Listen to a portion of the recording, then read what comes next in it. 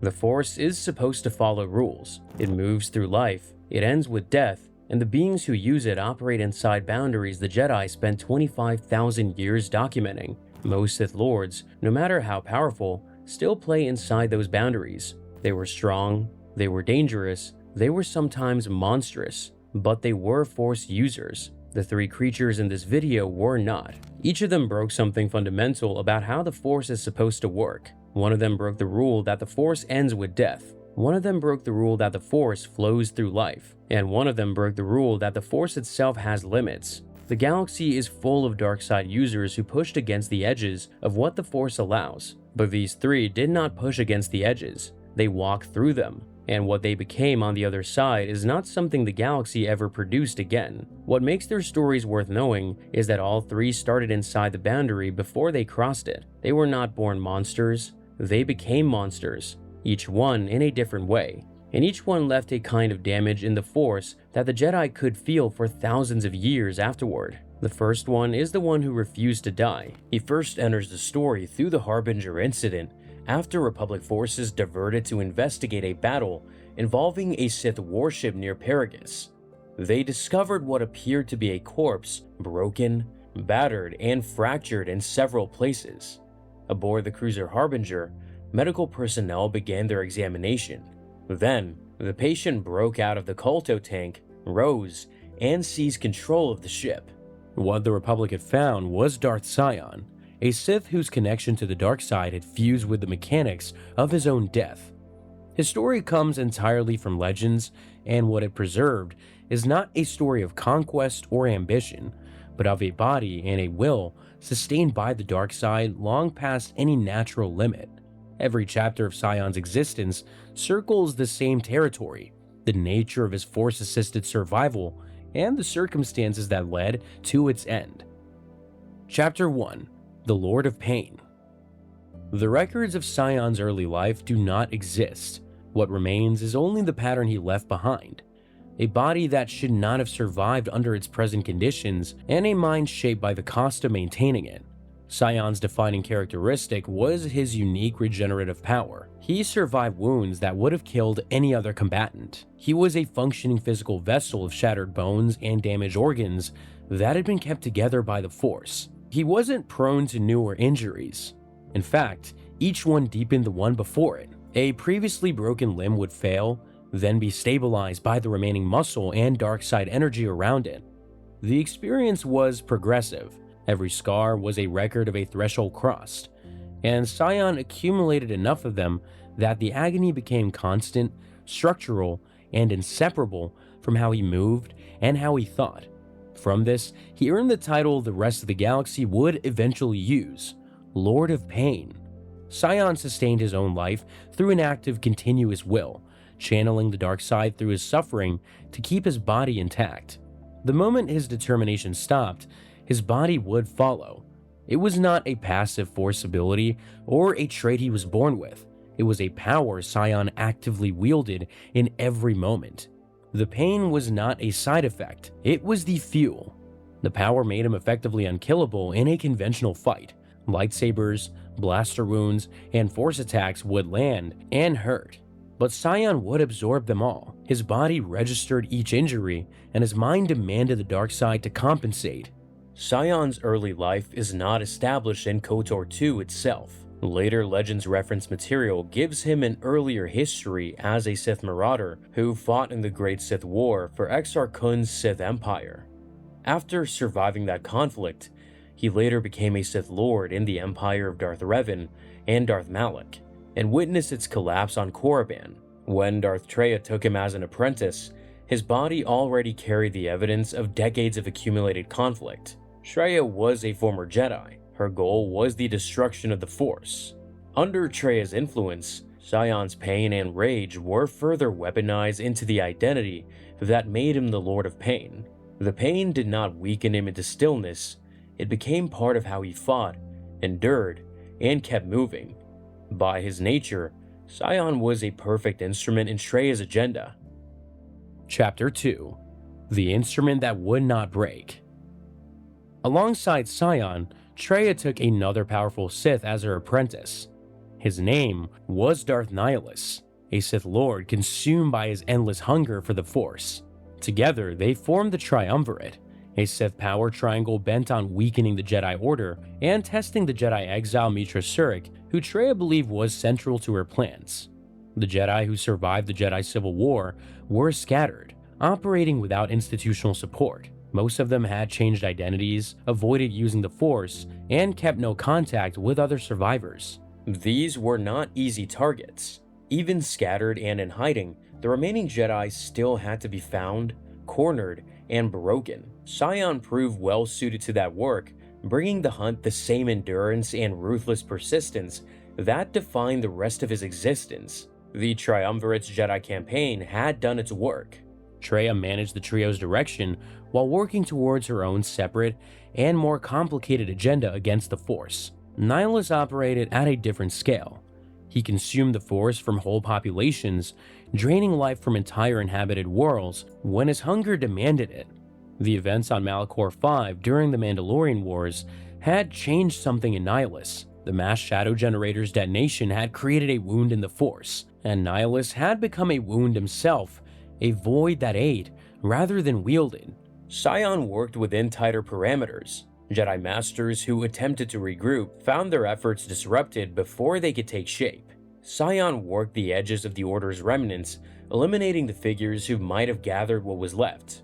By the time Mitra Surik returned from exile, the Jedi Order had been reduced to near extinction, and Sion had been one of the principal hunters responsible for that collapse.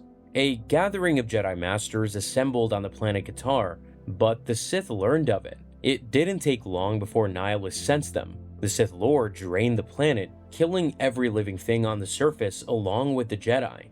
The Miraluka population that had settled in Qatar was wiped out. Only a Miraluka woman named Visas Mar survived, pulled from the wreckage by Nihilus himself to serve as an instrument of his will. Shortly after Qatar, Nihilus was defeated by the Jedi exile. Surik finally brought his consuming hunger to an end. With him gone, Sion continued his relentless hunt, moving through the galaxy to confront those few who still clung to the Jedi way. The star systems he passed bore the scars of conflict, yet his purpose remained unchanged. His path would lead him first to Korriban, the ancient seat of Sith power, where the hunt would reach a violent but unresolved threshold, and then to Malachor V, where it would end. Chapter 3. The Trap at Korriban. Korriban was where Sion set his trap. The Jedi exile Mitra Surik had arrived searching for the last surviving Jedi Masters, specifically Master Lona Vash, whose trail led into the ruins of the old Sith Academy. Surik had survived Malachor V, endured her exile from the Republic, and returned with a connection to the Force the Jedi Council had struggled to categorize. At Malachor, her bond to the Force had severed, not naturally, but willfully. She chose to stop feeling the deaths of the soldiers around her, rather than be destroyed by them.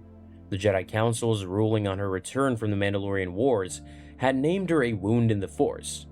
She was not only a Jedi who had fallen, she was a figure whose connection to the Force drew others into it, living off the bonds she formed rather than a direct channel of her own. Sion waited within the Academy itself, meditating at its central hub while his assassins spread through the ruins. The Academy was largely abandoned, its training chambers scorched, and its halls blocked by rubble, automated but empty of any Sith presence except assassins operating on Sion's orders and Tukata prowling the deeper passages. Sion waited at the hub, meditating, directing his assassins outward. He was not hunting, he was waiting to be found. Surik moved through the Academy's outer levels, past the automated defenses and the creatures that had claimed the ruins. In the detention area, she found what remained of Master Vash. Sion had reached her first. She returned to the hub and found Sion waiting. The fight was not winnable. Surik attacked with careful aim, targeting joints and the structural weaknesses specific to a body that had been rebuilt too many times. Each blow tested the edges of Sion's reinforced frame. He absorbed the impacts and continued, the dark side reinforcing the parts of his body that the damage threatened to tear apart. Again and again, damage that should have ended him only drove him back into motion, Krea's voice cut through. This was not a battle Surik could win. Not here, not yet. Surik disengaged and fled the academy. Sion let her go. He expected they would meet again. Chapter 4. The Confrontation at Malachor 5. Malachor 5 was where Sion's pursuit ended. The Trace Academy sat at the heart of the planet, an ancient Sith complex built into a world that the mass shadow generator had cracked and scarred beyond recovery. The planet was a wound. Sion had spent years becoming one himself. Surik had fought her way through the Trace Academy's outer reaches, through the core, and finally to the place where Sion waited. This time, there was no exit. Treya's plans were converging at the planet's center, and Sion stood between Surik and what lay beyond him. The confrontation was not a duel in the conventional sense. Surik attacked with the same precision she had used on Korriban, targeting fracture lines and the structural weaknesses of a body rebuilt too many times. Sion absorbed each blow. The dark side compensated. He fell and rose again, the will sustaining him operating as it had for decades, automatically, without question. So she spoke to him. The battle was not won by damage alone, but by forcing him to confront what kept him standing. She pressed at the truth beneath his hatred, and for the first time, Sion's will began to fail. Sion had spent decades sustaining himself through pain and will. The question reached parts of his mind that combat could not defend because combat had never been the threat. The dark side connection that held his fractured skeleton together required constant effort. Sion had to want to live actively every moment, or the structure keeping him alive would fail. Her words did what combat alone could not. They made him let go. He fell, not from the force of her attacks, but from the cessation of his own will to rise. Chapter 5. The Final Silence. Sion did not rise again. Surik moved past him toward the Trace core. The pursuit that had defined the final phase of his existence ended in a corridor of the Trace Academy without ceremony. Sion lying still, the dark side no longer being asked for anything, and his body finally left to stop functioning. The chambers around him held no ceremony. Malachor 5 was a broken world, its surface shattered by the same event that had shaped everything Sion and Surik had become. The Trace Academy had processed Sith for generations, trained, broken, and discarded them. It received Sion's end with the same indifference. Every fracture, every healed wound, every layer of damage and repair in his body marked something that survived for a while. The Academy matched it, a comparable archive of centuries of occupation, now also finished. Treya's plans remain unfinished, and Surik would go on to confront her at the Trace core. Sion's role in those plans had effectively concluded before he reached Malachor 5. The Jedi hunt was nearly finished, and he had been one of its chief instruments.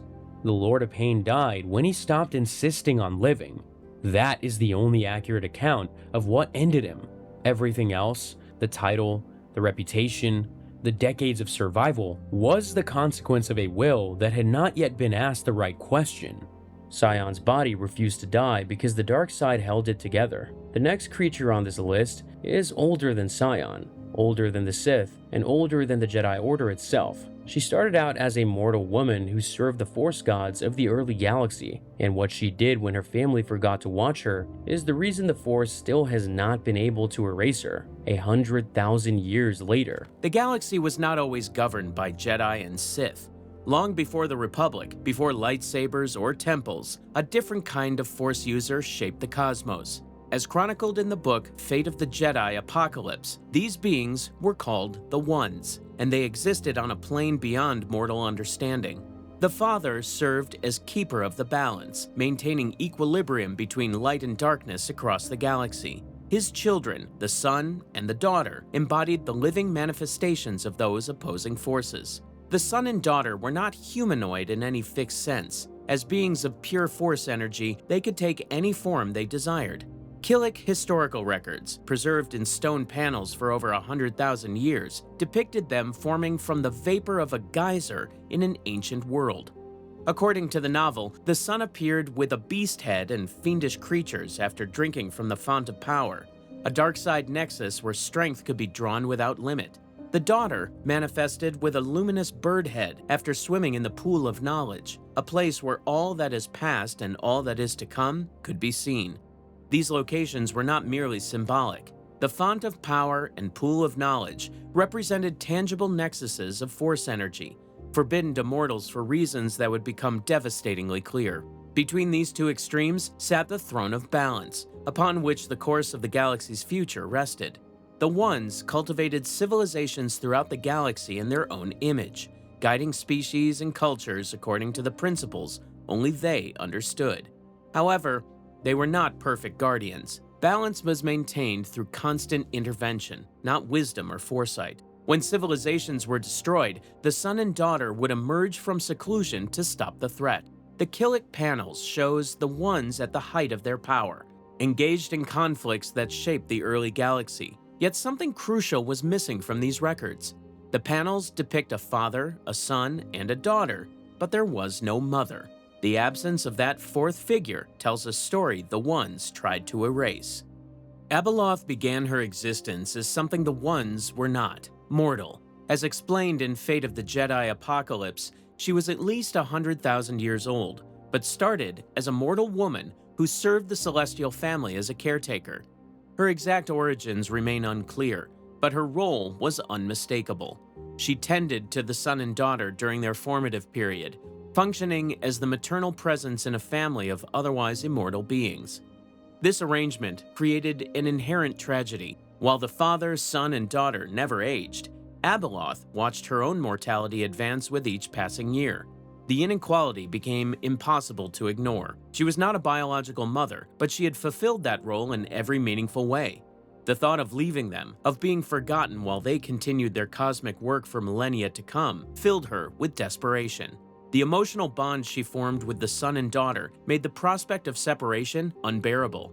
Her motivation was rooted in fear of abandonment and the desire to remain with those she loved. As she aged, her desperation manifested in behavior that troubled even the father. The father had warned all of them about the font of power and the pool of knowledge. These nexuses were forbidden precisely because their misuse carried consequences even the Ones could not undo. Drinking from the font or swimming in the pool was explicitly prohibited, yet for Abeloth, mortality had become unbearable. She faced an impossible choice: accept her death and permanent separation from her family, or attempt the forbidden and risk consequences she could not predict. When the father's attention turned elsewhere, Abeloth made her choice. The decision came during a moment of distraction. As preserved in Killick panels, the son was attacking the father while the daughter attempted to defend him, and he was occupied hurling force lightning at both his children. While his attention was focused elsewhere, Abeloth seized her opportunity. The elderly woman crept to the font of power and drank, fully aware that she was violating the father's most serious prohibition. The font of power was a dark side nexus where limitless strength could be drawn. For beings like the sun, who was already a creature of pure force energy, drinking from it simply reinforced his nature. For a mortal woman, the effect was devastating. The dark side energy flooded through her body with no natural outlet or containment. She was granting herself power her mortal form was never designed to hold. Then she went further and swam in the pool of knowledge. She appeared in the water much younger looking, sly, and defiant, as the father used the force to pull her out. She had done what was forbidden not once, but twice. The pool of knowledge offered a vision of all that is past and all that is to come. Knowledge no mortal mind could contain without fracturing. The transformation was immediate and irreversible. Abeloth's hair turned coarse and long, her nose flattened, and her once sparkling eyes sank into darkness until only 2 pinpoints of light remained visible. Her physical form was rewriting itself in response to energies it could not properly channel. Her fingers elongated into tentacles, lashing out toward the cowering daughter and glowering son as the family watched in horror. The father stepped forward to shield his children from what she had become. What Abeloth had done could not be undone. She had wanted to remain with her family forever. Instead, she had become something they could no longer recognize. The woman who raised them was gone, replaced by something the Ones would have to imprison. Abeloth's corruption went beyond her monstrous appearance. She could no longer maintain a stable form. Her face would shift constantly, taking hints from anyone she spent time with. Sometimes she appeared as nothing more than a swirling halo of force energy presenting itself in female form because mortal minds could not comprehend her true nature. Other times, she seemed exactly what she claimed to be, a lonely castaway desperate for companionship. Her abilities reflected this corruption. Abeloth could float through the air without needing to leap, drifting while her features transformed mid-flight. Her hair would grow dark and coarser, her face would broaden, yet her gray eyes remained constant. The Killiks came to call her the Bringer of Chaos. They viewed her as the counterpart to the Father's role as Keeper of the Balance, associating her with strife and violence. According to their understanding, war was part of the galaxy's cycle of change, and when it grew too powerful, Abeloth came to destroy the old order and make room for something new, leaving entire civilizations in ruins. The devastation forced a response. The son and daughter, who normally existed in opposition to each other, formed a pact when Abeloth destroyed the civilizations their father had cultivated. However, imprisoning her required more than their combined power. The Ones created Center Point Station to reinforce whatever prison they constructed, and they relied on the Thurit Hive, a specific Killik nest whose entire purpose became imprisoning Abeloth. The son and daughter imprisoned her, but this was not a permanent solution. Abeloth could not be killed, she could only be contained, and that containment required constant effort from beings powerful enough to enforce it. The Killiks understood they would need to spend the next century building up their numbers to be ready when called into service again. Yet even in imprisonment, Abeloth retained frightening capabilities. When she was near, predatory plants that would normally attack organics refused to do so in her presence. She could imprison others through methods that remained unclear, such as when she trapped a Sith master named Zal in a cocoon. She existed simultaneously in multiple locations, possessing separate bodies that functioned independently while remaining extensions of her fractured consciousness. For thousands of years, the prison held. Then, the Ones died, and everything changed. The father, son, and daughter were not truly immortal after all.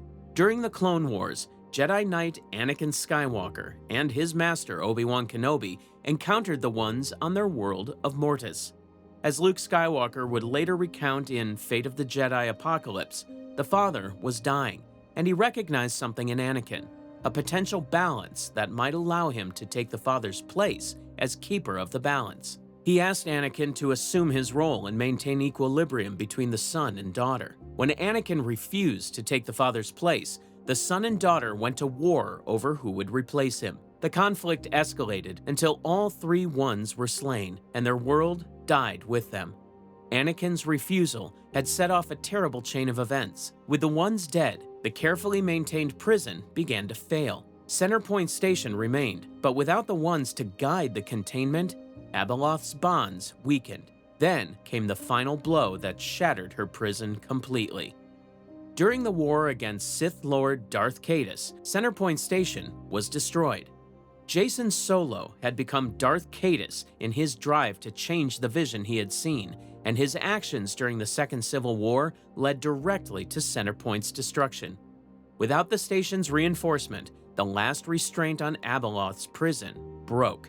The ancient evil stirred in her failing containment, testing the barriers and searching for weakness until she finally found it. Abeloth reached out across the galaxy through the Force, searching for minds she could reach. During the war with the Yuuzhan Vong, decades after the Ones' deaths, she found them. The Jedi had hidden their youngest students at a facility called Shelter, keeping Force-sensitive younglings safe from an enemy that could not sense them through the Force. But Abeloth could sense them perfectly. She reached into their minds, and they felt something dark and cold wrap around them. One of them was Ben Skywalker, son of Luke Skywalker and Mara Jade, still an infant when Abeloth's presence entered his awareness. Ben felt a cold tendril of fear sink deep inside him. The connection was real, physical in a way that transcended normal Force bonds, not metaphor or imagination. The tendril knotted up inside him, its cold filaments anchoring into his heart and chest. The contact frightened Ben so badly that he closed himself off from the Force entirely. For years afterward, he refused to access the Force, refused to train as a Jedi, refused to acknowledge the gift that should have been his birthright. His parents could not understand why. How could they explain to anyone that something had reached across the galaxy to claim their son, something that wanted him in ways they could not comprehend or prevent? Abeloth had not tried to hurt Ben. She had not threatened him or spoken to him directly. She had simply reached out with need, with terrible loneliness and hunger, and marked him as hers. Even decades later, long after Ben had reopened himself to the Force and become a Jedi Knight, he could still feel that tendril inside him because Abeloth had never let go. She wanted Ben for her own. She had always wanted him, and she was patient enough to wait. But Ben was not the only one Abeloth had reached. Other young Jedi at Shelter felt her presence that day, though most were too young to remember or understand what had happened. The contact left marks on them all, invisible scars that would not manifest for decades. When Abeloth finally escaped her prison completely, those scars became doorways. Young Jedi across the galaxy suddenly began experiencing psychosis. They looked at their families, their friends, their teachers, and saw strangers wearing familiar faces. They became convinced that everyone they knew had been replaced by imposters. Some grew violent, attacking those closest to them while screaming accusations of deception. Others simply fled, disappearing into the underworld of Coruscant or the wild spaces between stars. The Jedi Order had no explanation. The affected knights showed no signs of dark-side corruption. Medical scans revealed nothing wrong, yet they remained utterly convinced that their loved ones were gone, replaced by exact duplicates who were fooling everyone but them. 2 Jedi, Valen and Gisela Horn, had to be frozen in carbonite to prevent them from hurting others or themselves. No one understood what was happening until it was almost too late. Abeloth had not simply contacted these Jedi when they were young, she had planted seeds in their minds, connections that lay dormant for years. When she finally escaped, she activated those connections. The young Jedi were not experiencing psychosis, they were experiencing Abeloth's reality. Through her eyes, everyone looked like imposters because Abeloth could not comprehend a stable identity. Her own form shifted constantly, taking pieces from everyone around her. When she looked at others through her victim's eyes, she saw the same instability she embodied. The madness spread as more Jedi fell under her influence. Even Alana Solo, granddaughter of Han and Leia, detected Abeloth's presence near Kessel, describing it as something waiting in space that wanted to know who she was, something both sad and frightening. The threat was growing, and no one understood what they were truly facing. Luke Skywalker stood in the ancient Killik Hive, staring at stone panels that had not been disturbed in over 100,000 years. The carvings told a story the Jedi had never heard, a history that predated their order by millennia. As he studied the panels with Jedi Masters Raynar Thule and Tekli, the truth about the threat they faced finally became clear. The panels showed the ones at the height of their power, a mortal woman serving them and aging while they remained unchanged. The carvings depicted her transformation, her imprisonment, and most importantly, what happened when she escaped. According to the Killiks, Abeloth was the bringer of chaos, and when she emerged, civilizations fell. Luke finally understood what he was dealing with, and the knowledge filled him with dread. Abeloth was not some rogue darksider or power-hungry Sith Lord. She was something older and more dangerous than anything the Jedi had faced in living memory. The young Jedi suffering from apparent psychosis were not sick. They were under Abeloth's control, marked decades ago when she had first reached out from her failing prison. But Luke was not the only one searching for answers about Abeloth. Far across the galaxy, another group had encountered her directly, and they had very different ideas about how to handle the situation. The lost tribe of the Sith had remained hidden on the planet Kesh for 5,000 years, descendants of a crashed Sith vessel who had built an entire civilization around dark-side teachings. They had recently emerged from isolation, and one of their ships had ventured into the Maw, a cluster of black holes where navigation was nearly impossible. There, they found Abeloth. High Lord Talon, leader of the Sith expedition, brought his apprentice Vistara Kai to meet the being they had discovered.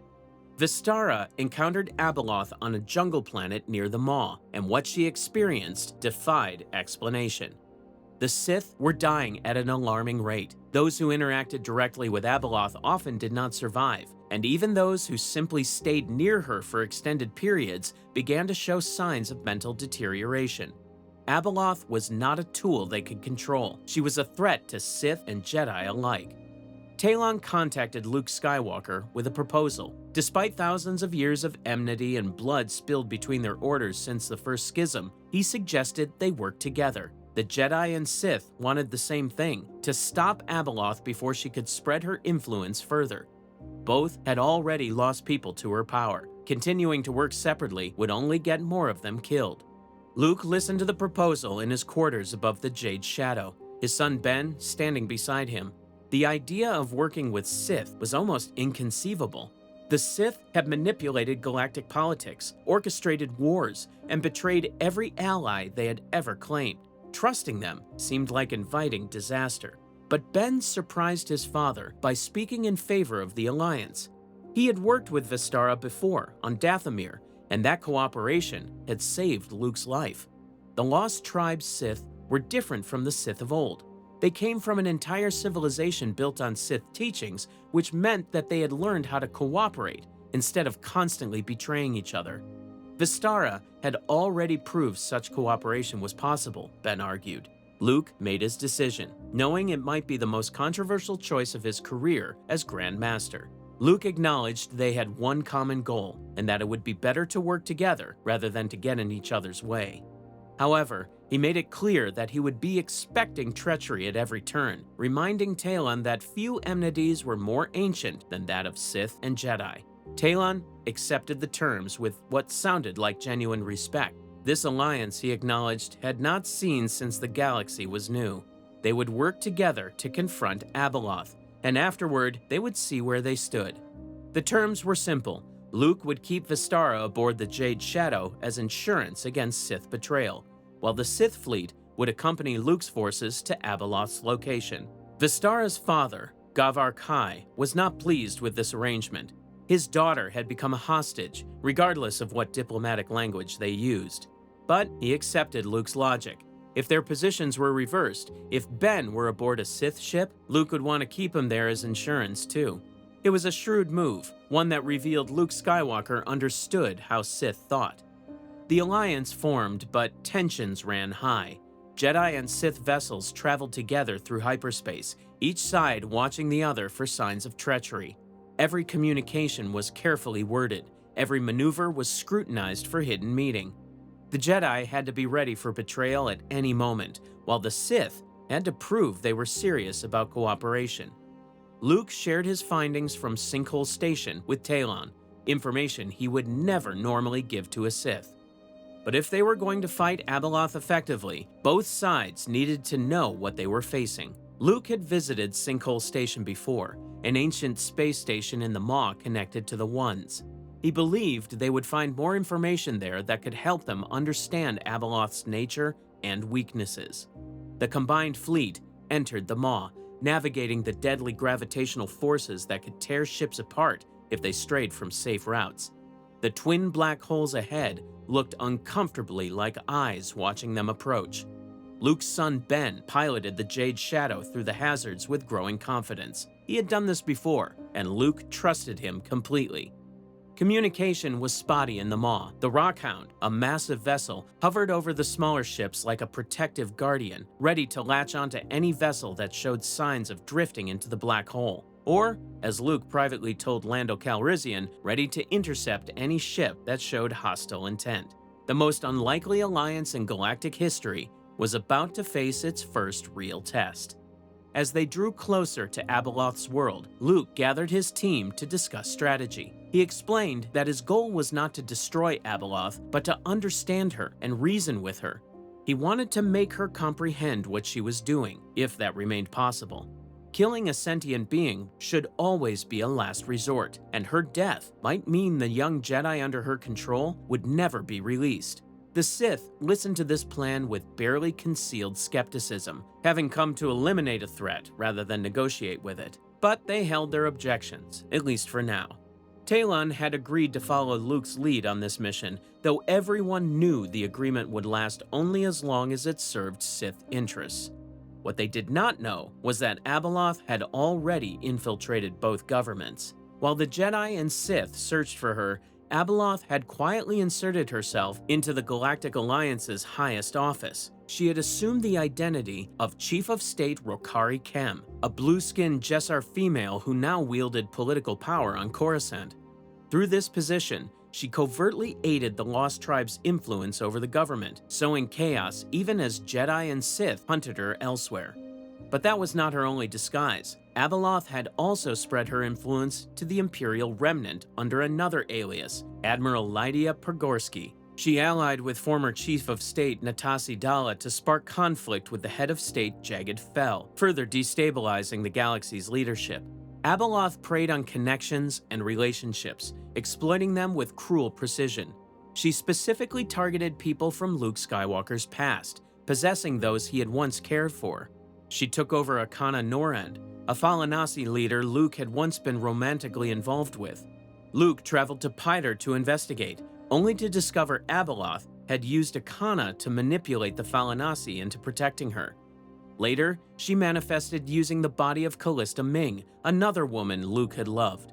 These possessions were not random. Abeloth understood that by inhabiting people Luke cared about, she could torment him emotionally while hiding behind faces he could not bring himself to destroy.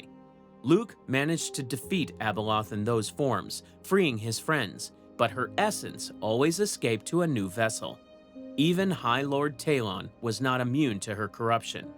Talon bathed in the pool of knowledge, seeking the visions it offered. The immersion corrupted him. His eyes took on the same eerie glow as Abeloth's, pinpoints of light shining from dark wells.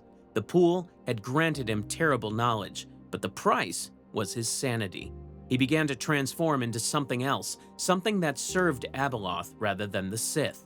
The corruption drove him to madness. Vistara Kai recognized what was happening to her High Lord. Before Talon could become a monstrosity fully under Abeloth's thrall, Vistara made the difficult decision to kill him. The loss of their leader created fractures within the Sith Alliance, but it also proved that Abeloth's influence could corrupt even the most powerful darkside users. When they finally reached the jungle planet where Abeloth waited, Luke could feel her presence like a weight on his chest. Everything they had learned, everything they had risked by allying with their ancient enemies had brought them to this critical moment. Jedi and Sith would face Abeloth together, and the outcome would determine the fate of every Force-sensitive being in the galaxy. What they did not know was that the real battle would not take place in the physical world at all. The comparison between Abeloth and the Sith reveals why she represented a different category of threat. Sith sought domination through ideology and control, building empires and enforcing their will upon others. Abeloth's approach was more intimate and invasive. She did not want servants or subjects. She wanted to possess Force users entirely, erasing their individual existence. Her promises revealed her twisted understanding of relationships. She told Ben he would become the eternal Prince of Light, burning the twin flames of justice and forgiveness. She told Vistara she would become the irresistible daughter of the night, guarding forbidden mysteries and bringing life to the galaxy by filling dreams with beauty and desire. The three of them would become the Ones, living forever and remaking the galaxy however it suited them. She offered a partnership, but her true intention was absorption. She possessed multiple bodies simultaneously. Luke Skywalker killed one of her physical forms, yet she continued operating through others. She spoke through different vessels, her voice taking on characteristics of whoever she had taken over, but with an edge so cold and vengeful, it was immediately identifiable. She was powerful and dangerous enough to force Grandmaster Luke Skywalker into an alliance with the Sith to fight her. Even the Sith themselves disagreed on how to handle her. Some saw her as a tool to exploit, a weapon to wield for their own glory. Others recognized that Sith were dying at an alarming rate simply from interacting with her. Abeloth's power made conventional approaches futile. She would grow into a being beyond mortal comprehension if not stopped. With the dark side hers to command, she could reshape the galaxy in any manner she wished. Her agony itself became a weapon, releasing nearly inconceivable amounts of Force energy. The final confrontation would take place across multiple battlefields simultaneously. Luke understood that Abeloth existed on multiple levels. Her physical forms were just extensions of her true self, which resided somewhere beyond the material world. To truly face her, he would need to follow ancient techniques practiced by beings called Mind Walkers, Force users who believed that physical existence was an illusion and that consciousness could separate from the body entirely. Luke secured himself in a bunk aboard the Rude Awakening and entered a meditative trance deeper than any he had attempted before. He focused on the code of the Mind Walkers. There is no life, there is only the Force. His consciousness separated from his physical form, rising above it, leaving the material world behind. He walked through a timeless void where seconds might last days, or days might pass in seconds. Luke arrived at the Lake of the Apparitions, a place that existed purely in the Force, where consciousness took form and could interact. This was the realm where Abeloth's true essence resided, and she was waiting for him. Her gray silhouette emerged from silver mists, long saffron hair cascading down to the water, tiny eyes shining from sockets as deep as wells. Luke reached for a lightsaber that did not exist in this place, but Abeloth struck first with Force lightning that blasted through him like physical agony. Then, someone else appeared, a tattooed man Luke had seen watching the conflict on Coruscant.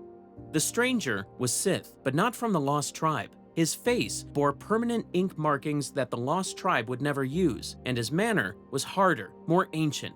When Luke questioned who he was, the stranger gave a cryptic answer. With the ones gone, there was only one way to stop Abeloth: Jedi and Sith together. The Sith understood something about Abeloth that Luke did not. He moved with purpose, driving his fingers deep into Abeloth's form as Luke held her from behind. They grappled in ways that defied physical law, their essences merging and tearing, causing damage that no weapon in the material world could inflict. Tentacles lashed at Luke's face, probing for his eyes and mouth. One caught his right eye, and the socket exploded in pain. The stranger drove his hand deeper into Abeloth, searching for something vital to destroy. Black Force energy sprayed from the wound as she writhed and howled. For what felt like hours or seconds, they battled across the surface of the Lake of Apparitions. Abeloth tried to drain Luke's essence, then the stranger's, then Luke's again. She threw Force blasts that would have killed them instantly in the physical world. Her face shifted like melting wax, tentacles erupting from her torso as she lost control of her form. While Luke fought beyond shadows, Abeloth's avatars faced destruction in the physical world. Ben Skywalker and Vestara Kai had been captured by Abeloth and brought to the courtyard of the Font of Power. Abeloth attempted to force them to drink from the font, wanting to corrupt them as she had been corrupted. She had starved them, denied them water, knowing their desperation would eventually drive them to the dark side nexus. But Ben and Vestara resisted. When Abeloth attacked them in her Kashiri form as Lady Coralie, they fought back together. Vestara drew on the font's power to unleash devastating Force lightning, while Ben used tactical diversion, hurling broken pillars at their enemy. The Kashiri avatar was powerful, but working together, Ben and Vestara finally destroyed that body at the Font of Power. On Coruscant, the Jedi strike team confronted Abeloth's presence in the temple's computer core. The avatar impersonating Chief of State Rakari Kem was eliminated, her political manipulation brought to an end. Every physical form Abeloth had created across the galaxy was being systematically destroyed. In the realm beyond shadows, the battle reached its climax. Abeloth attacked both Luke and the Sith at once, her tentacles piercing through them and destroying them from within in ways no lightsaber could match. But the Sith managed to drive his weapon through her chest. Her Force essence began gushing out from the wound, but she continued fighting, her face shifting and tentacles erupting as she thrashed and howled. With her essence pouring out, she had to kill them immediately or face destruction. But Luke and the Sith refused to let go despite their wounds. When Luke finally observed her pale form beginning to vanish in the Lake of Apparitions, he watched her shrink from the size of a thigh to a foot, then a finger, then a mere sliver before slipping from sight. Back in the physical world, Luke's body screamed. His companions rushed to the medbay, where he lay unconscious with wounds that should not have been possible. His right eye was damaged, and he had injuries to his chest that medical droids could not explain. The wounds had been inflicted beyond shadows, in a realm where spirit fought spirit. It marked the end of one of the most dangerous beings the galaxy had ever known. With Abeloth's death, the effects of her influence began to lift. The Jedi Knights who had been driven insane by her presence finally returned to normal. Baylan and Gisela Horn emerged from carbonite freezing with their minds restored. The delusions about imposters vanished along with Abeloth's corrupting touch. The young Jedi who had been marked as children at Shelter were finally free. Abeloth's threat surpassed even the Sith. Her danger came not from ambition, but from refusal to accept natural loss, and that made her different from any darkside user in galactic history. Abeloth could not erase herself because the Force could not erase her either. The last creature on this list had the opposite problem. He could not stop himself from feeding, and every time he fed, his body got worse and his hunger got bigger. The mass shadow generator that ended the Mandalorian Wars left a wound in the Force, and the wound went into one of the soldiers standing on the surface. What he became after has no equivalent anywhere else in galactic history. We don't know much about Nihilus before Malachor V, but we do know he was a human male who served in the Mandalorian Wars, fighting alongside Revan's forces against the Neo-Crusaders. For years, he fought in the war, losing everything in the fighting: his family, his friends, even his will to live. But at Malachor V, as he stood on the planet's surface during the final battle, everything went terribly wrong. The moment had finally come to end the war, and when General Mitra Surik gave the order to activate Revan's secret weapon, he felt something terrible wake up in the Force. A wave of fear washed over him as the mass shadow generator created a huge gravity trap that crushed Malachor V's orbiting fleets in an instant. The ground shook hard beneath him as the planet itself began to crack, and his fellow soldiers died instantly, crushed by the debris or eaten by the dark energies set free. But something different happened to him, something that would change the entire galaxy. Nihilus survived when others died, becoming a wound in the Force, a void of emptiness. Acting without thinking, he drained the life force of a dying soldier nearby to keep himself from falling apart. This act briefly stopped his pain but left him forever wanting more. From that moment, Nihilus's ties to normal feelings were cut. He only felt an endless hunger, not sadness or guilt for the lives he took. He found out that he could survive only by eating the Force energy of other living beings, and with each life he ate, his hunger grew back even stronger. Nihilus's body, already kept alive only by the dark side, began to waste away. Over time, he would lose his physical form completely. Each feeding gave him a short break, but left him even weaker if he went without food, creating a terrible cycle of endless starvation. After the battle, he stayed trapped in the wreckage on Malachor V's destroyed surface, basically stuck among the ruins. Soon, he needed more life force each day just to keep his dying body together, and even while actively draining whatever life was nearby, the emptiness inside kept growing larger. Over time, the dark side's poison ate away at his body until nothing of his original form was left. This faceless ghost would later be named Darth Nihilus by Darth Traya, but at that time, he was simply a being of hunger and dark force energy. After the Jedi Civil War, the fallen Jedi Kreia, now Darth Traya, found this wound in the Force on Malachor V and saw potential in it. She took Nihilus to the Trayus Academy and became his Sith Master, teaching him to focus and use his hunger as a weapon on purpose rather than let it eat him up without control. Under Traya's training, Nihilus's feeding ability became far more controlled and powerful. He learned to feel the life force of faraway Force-sensitive beings and even drain whole populations across space through the Force. This made him a perfect Jedi hunter in the years to come. Under Traya's teaching, Nihilus accepted his role as what she would call the Lord of Hunger. He got better at his ability to feed on the Force, learning to control the process so he could adjust his feeding as needed. Even better, he learned to feel distant Force presences and drain life across the huge distances of space. This ability would make him the perfect hunter of Jedi. Kreia gave him the Sith name Darth Nihilus, a name meaning nothingness to match the emptiness he represented. From then on, he was known as Lord of Hunger, no longer a man, but a living void driven only by the need to feed. In fact, Kreia later said that Nihilus's presence alone could kill. His mere presence kills those around him. Spending too much time near the Lord of Hunger turned his Sith followers into dried-up slaves barely holding on to life, showing how even standing in Nihilus's shadow was dangerous. As Nihilus lost what made him human, he stopped speaking in any normal human language. Instead, when he made sounds, an inhuman hollow voice came out, one that literally carried his hunger with it. Hearing this terrible voice was painful. In fact, Nihilus's very speech could cause pain or death to anyone who heard it. Eventually, Nihilus's real body rotted away completely, and to avoid losing his existence to the void, he tied his life force to his mask, armor, and robes through Sith magic. These items became containers for his spirit. Without them, his essence would disappear into nothing. Therefore, the armor and mask were not just clothes, they were Nihilus. Nihilus soon joined with Kreia and another of her students, Darth Sion, the so-called Lord of Pain who could not die, to form a secret Sith triumvirate. Their shared goal was to wipe out the Jedi Order, though each Dark Lord was broken in a different way. Kreia, having been thrown out and feeling betrayed by the Force, wanted the complete end of the Force itself. Sion's undead existence was kept going by pain and hatred, and Nihilus was a bottomless pit of hunger that would eat all life if nobody stopped him. By combining their strengths, they planned to finish what Darth Revan and Malak had started, to wipe out the last Jedi in the galaxy.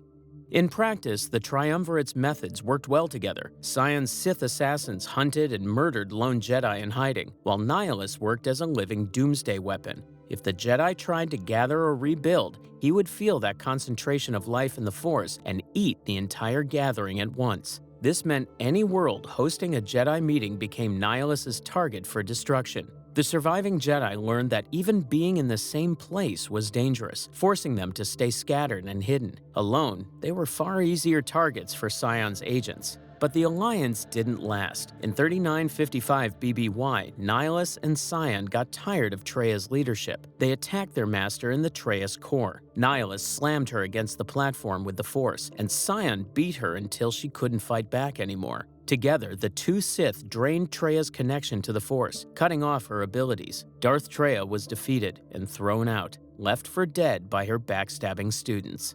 Thrown out and weakened, Kreia came to sadly realize what Nihilus truly was, a monster born of Malachor that, without guidance, could eat everything without caring. No longer controlled by her influence, Nihilus was not a precise weapon, but a wild force of nature beyond control. In exile, Kreia began to plan a way to destroy the creature she had helped create. She expected that the Jedi exile, Mitras Surik, who had accidentally played a part in Nihilus's creation at Malachor 5, would one day return from the Outer Rim. Kreia quietly set up Surik as the answer to Nihilus, believing this wound in the Force could face the Lord of Hunger when the time came. Without Treia's influence, Nihilus existed only to feed. He had no big plan or final goal beyond the next meal. With each feeding, his power grew. But so too did his hunger, doubling after each feeding. He was already dead in every way that mattered. The only question was how many he would kill before he finally fell apart.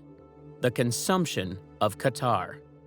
In 3952 BBY, Jedi Master Atris came up with a plan, one that sadly became the Jedi Order's biggest disaster. She secretly called the surviving Jedi Masters to a meeting on the Miraluka colony world of Katar, planning to use their gathering as bait to draw out the hidden Sith threat. Atris herself stayed behind on Telos 4, hiding her absence but quietly spreading word of this Jedi meeting in hopes the Sith would take the bait. She promised the others that if the Sith showed themselves, they could be faced and destroyed. Unfortunately, Atris badly underestimated the power hiding in the shadows. She believed the secret meeting on the Miraluka colony would lure the Sith into a trap she could spring. She promised the remaining Jedi Masters that when the Sith came, they would be ready to strike back. But what she didn't understand was how powerful Nihilus had become. Her trap would work, though not in the way she planned. Drawn by this bright light in the Force, Nihilus felt the Katar gathering like a burning beacon calling out to his hunger. He immediately set course for Katar aboard his scary flagship, the Ravager. The Ravager was a wrecked Republic capital ship from Malachor 5, a vessel that should have been destroyed. Its hull was cracked and open to space in places. basically a dead ship kept alive only by Nihilus's power. With this ghost ship and his fleet of Sith leftovers, Nihilus arrived at Qatar to feed. The Dark Lord stood on his bridge and let loose his power upon the planet. He sent out a huge wave of force energy downwards, an invisible storm that touched every living thing below. When Nihilus was close enough, he spoke a terrible spell, his very voice filled with hunger, and that sound echoed across Qatar, destroying life as it spread. In an instant, Jedi Master Vandar Tokari and the entire group of Jedi at the meeting fell as their life energy was ripped away. Decades of training made no difference. In just seconds, every living thing on the planet was completely eaten. The Miraluka colonists, being naturally Force-sensitive, saw their coming doom through the Force. The entire civilization died in moments, their foresight giving them a brief, terrible awareness of the nothing that swallowed them. Cities full of life seconds earlier had fallen quiet, turned into mass graveyards under a now empty sky. The surface of Qatar was cleaned of all life, turned into lifeless rock and dust. Back on Telos, Atris, who had purposely stayed away from the meeting, felt the shock of those countless deaths through the Force. Only afterward did she fully understand how huge her mistake was. Yes, her trap had drawn out the hidden Sith, but at a terrible price. The gathered Jedi were destroyed, and an entire Miraluka colony was destroyed. Atris had tried to save the Jedi Order by finding its enemies. Instead, her actions almost finished the Jedi Order. Among the destruction, one person survived, a Miraluka woman named Visas Mar. Nihilus found the badly hurt Visas on the surface, and instead of killing her, he knocked her out and brought her aboard his ship. When Visas woke up days later, fully healed on the Ravager, Nihilus silently invaded her mind and showed her a vision of the galaxy through his eyes. In this vision, Visas saw a galaxy where all beings were stripped of the Force, disconnected from one another, and lost in chaos. Nihilus saw himself bringing order to this chaos by eating all life. This terrible sight destroyed her Force vision, literally burning her blind eyes and cutting off her view of anything except Nihilus. In that moment, Visas gave in completely to the being who had killed everyone on her world. Broken by the loss and the dark vision, she became Nihilus's obedient servant, his shadow hand, completely under his control and without hope. Qatar's destruction basically erased the Miraluka presence there, an entire Force-sensitive culture. After this terrible act, Visas Mar became Darth Nihilus's shadow hand, tied to him by a powerful Force bond. Through this bond, created in the vision that broke her, she could feel her master's hunger and pain, and she served him completely, even helping and looking for new feeding grounds when he asked. It was only much later, after the Jedi exile Mitra Surik spared Visas' life and showed her kindness, that Visas woke up to regret. Under Surik's guidance, she turned against Nihilus and began to hate what she had done in his name. But that lay in the future. The Lord of Hunger Ascendant. Having eaten Qatar, Nihilus had gone beyond any normal Sith goal. Politics or revenge didn't interest him. He existed only to satisfy his endless hunger. Even other Sith stayed away from him, knowing that Nihilus would just as easily eat allies as enemies. In the following years, the Lord of Hunger wandered the Outer Rim aboard the Ravager. Followed by a fleet of wrecked warships, he kept going through the dark side. He searched for worlds rich in the Force to eat, and whispers spread of a terrifying Sith Lord who could eat entire planets. The truth of Nihilus's rampage was even more horrible than the rumors. With each feeding, his power and hunger only grew, leaving whole systems lifeless behind him. During this time, Nihilus wandered the Outer Rim with his fleet, searching for worlds strong in Force energy to feed his hunger. Stories of his destruction spread through the galaxy like wildfire, and whispers of a Sith Lord who could eat entire worlds became the stuff of nightmares. But the reality was far worse than any story could describe. Aboard the Ravager, Nihilus's presence had destroyed his own crew. The warship, still cracked and half-ruined from Malachor V, worked only through Nihilus's dark will, and a skeleton crew of followers enslaved by his power. Whole sections of the ship were open to space, useless except to corpses and mindless shells. Those sent to serve Nihilus quickly lost their minds and strength, turned into slaves that walked through the ship doing simple tasks, barely alive. The hallways of the Ravager were filled with the proof of Nihilus's hungry nature, each crew member showing the slow death that waited for anyone who stayed near the Dark Lord too long. During this time, Visas Mar acted as Nihilus's agent and messenger. As the one person connected to his mind, she managed tasks aboard the Ravager and helped carry out his will, even looking for important Force echoes or targets for him to feed upon. Tied to Nihilus by the Force, Visas could feel the beating of his hunger within her own mind. She felt that every moment for him was torture, his existence a pain of endless need that only eating life could briefly calm. By now, nothing of the person he once was seemed to remain. Nihilus worked by pure instinct, driven by need rather than thinking. When she looked at her master through the Force, she saw only an all-eating void. Around 3951 BBY, Nihilus's influence spread into the Onderon Civil War. His Sith forces secretly backed General Vaklu's rebels in their attempt to overthrow Queen Talia. Nihilus's agent, Colonel Tobin, Vaklu's second-in-command, acted as the go-between for this partnership. Their goal was to cut Onderon's ties to the Republic, which included getting rid of Queen Talia's Jedi advisor, Master Kavar, one of the last Jedi Masters. Nihilus's followers even set up a camp in the forbidden tomb of Frieden Nad on Dixun. There, the Sith performed dark rituals, trying to strengthen Vaklu's rebellion by drawing on the tomb's dark side power and therefore tip Onderon's fate in Nihilus's favor. In early 3951 BBY, Nihilus felt something wrong in the Force, an echo strangely familiar to his own, yet not the same. Unable to understand it, he sent Visas Mar to investigate and get rid of its source. That source was Mitra Surik, the Jedi exile, who had just returned from exile and unknowingly gave off a wound in the Force like Nihilus. Visas found Surik's ship and attacked, trying to capture or kill her as ordered. But Surik defeated Visas in the following fight. Yet instead of killing the Miraluka, Mitra Surik chose mercy, sparing Visas' life and even treating her injuries. This unexpected kindness shook Visas deeply. Nihilus's slave found herself shown kindness for the first time since Qatar, creating the hope that she could escape the darkness she was tied to. Visas' betrayal had begun, and that spark of freedom would prove important in the trials to come.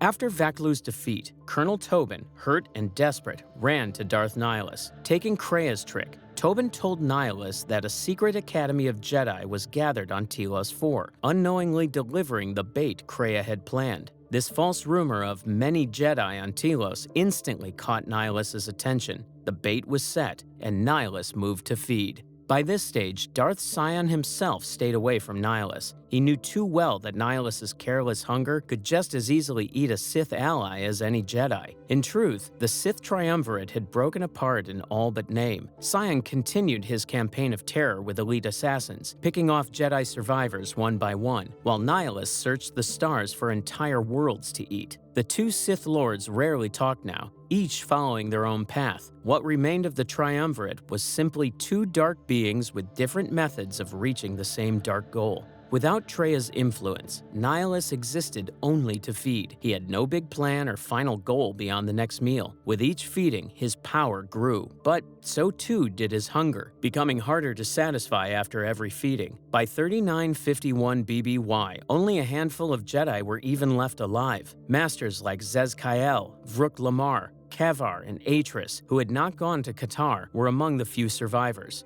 and they stayed in hiding. Basically, the galaxy had no real defense against the Lord of Hunger. No Jedi could gather to challenge him without becoming his next meal. The Trap at Telos. Mitra Surik, the Jedi exile, had returned to known space by 3951 BBY. Without knowing it, she was special in a strange way. Like Nihilus, Mitra was a wound in the Force, formed at Malachor 5. Yet her condition was the complete opposite of Nihilus's. Where Nihilus's wound made him always drain life, Mitra's wound showed up as nothing, an empty spot in the Force.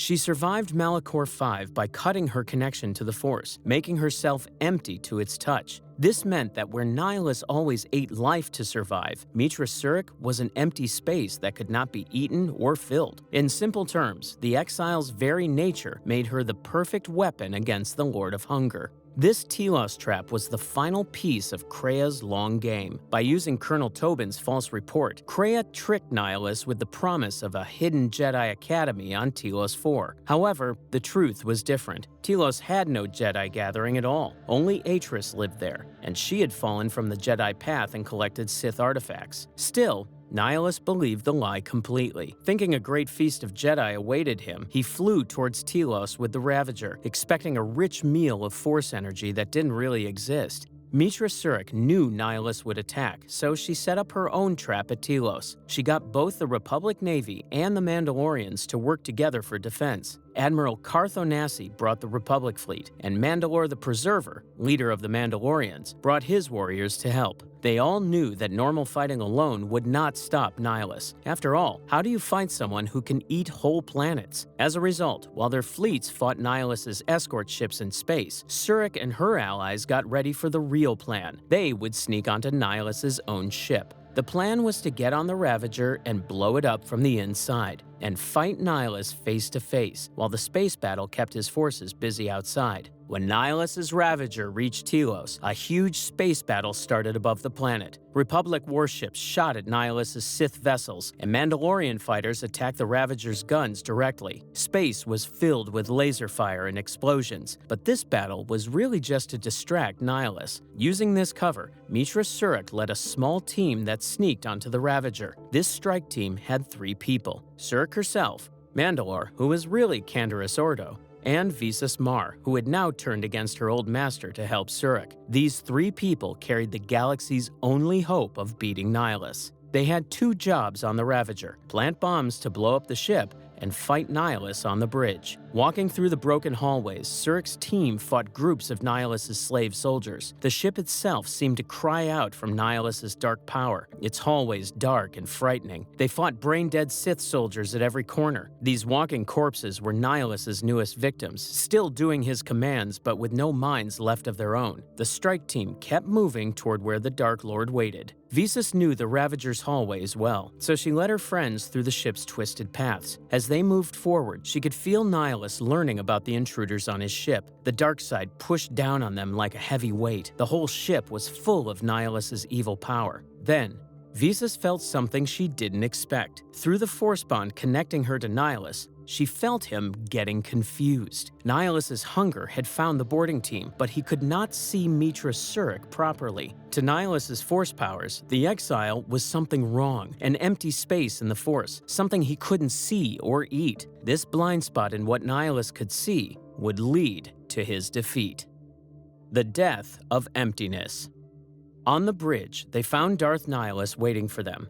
Just being near him was terrible. The air got cold and the shadows got darker, like all the darkness came together around him. Even the tough Mandalore felt scared when he saw him. This was not a man anymore, but a living, empty space that had taken a shape. Nihilus welcomed them with a terrible blast of his voice, a sound that hurt their minds with hunger and death. Yet then, something strange happened. Nihilus himself stopped moving. Through the Force, Visas could feel that he was confused. He could not understand what Mitra Surik was. His strongest power, the ability to drain life from his enemies, found nothing to grab when he tried it on the exile. For the first time since Malachor V, Darth Nihilus didn't know what to do. The person he wanted to eat was impossible to touch, an empty space he couldn't reach.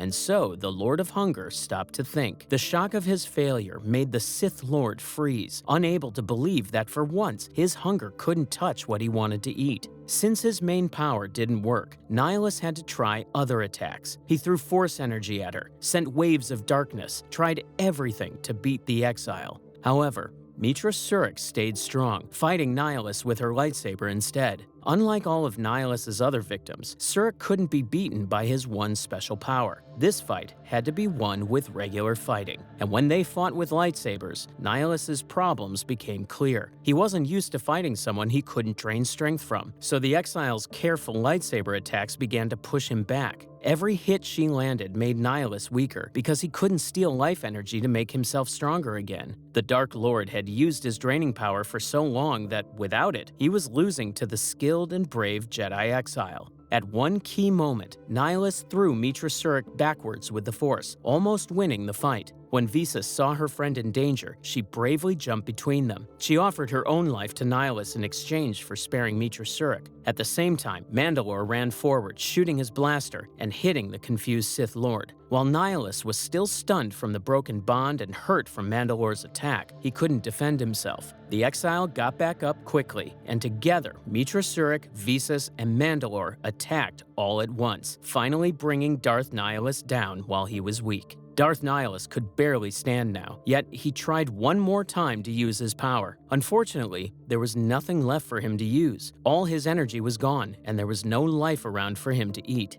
Right then, Mitra Surik moved forward and struck the final blow. Her lightsaber hit perfectly, cutting down the Lord of Hunger. Nihilus fell to the floor, unable to keep his body together anymore. After the battle ended, Visas walked over to where Nihilus had fallen. Maybe feeling sorry for him, or maybe just curious, she carefully took off his famous mask, wanting to see the face of the man he used to be. There was nothing there. Whatever was left of him disappeared completely. His robes dropped to the floor as his body turned to nothing. Darth Nihilus said no final words. There was nothing left to say, and nothing left of him to say it. So Darth Nihilus, the Lord of Hunger, was no more. The endless hunger that had driven him was put out at last, and the void he represented ate the last of his form as he died. Darth Nihilus had eaten entire worlds, yet died hollow and unfulfilled. Proof that unlimited power without purpose leads only to self-destruction. Sion and Nihilus were two of the most extreme Sith the galaxy ever produced, but the Sith Order was not flat. It was arranged in 7 distinct levels, from the lowest acolyte to the Dark Lord at the top, and the gap between each level was wider than most fans realize. Watch the 7 levels of Sith next.